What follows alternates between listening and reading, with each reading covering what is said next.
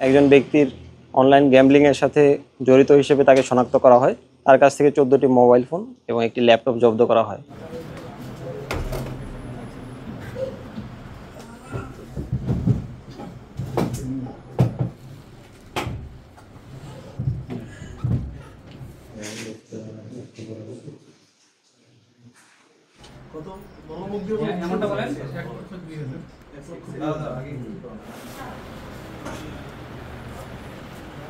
পঞ্চগড় সদর উপজেলায় গোপন তথ্যের ভিত্তিতে আমাদের নিয়মিত অভিযানের যে ক্রমধারা, এর প্রেক্ষিতে একটি বাসায় বেশ কিছু অনলাইন গ্যাম্বলিংয়ের আলামত পাওয়া যায়।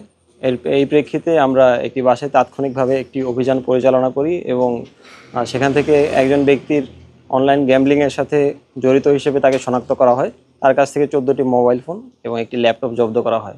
আনুমানিক 12.5 লাখ টাকার মতো সে অনলাইন গ্যাম্বলিং খেলে প্রফিট করে এবং এরই ক্রমধারায় একটি মোবাইল কোর্ট পরিচালনা করা হয় এবং মোবাইল কোর্টের যে কার্যক্রম সেটি এখন চলমান রয়েছে। পঞ্চগড় সদরের রোশনবাগের এই বাসায় আব্দুল সাত্তার নামে একজনকে পাওয়া যায়, যিনি অনলাইনে জুয়া এবং ক্যাসিনো গেমের সাথে জড়িত। সেনাবাহিনী এবং পুলিশের তৎপরতায় তাকে হাতে নাতে ধরা হয় এবং মোবাইল কোর্টের মাধ্যমে বঙ্গীয় প্রকাশ্য জুয়া আইন 1967 এর 4 ধারায় ওনাকে 1 মাসের বিনাশ্রম কারাদণ্ড দেওয়া হয়।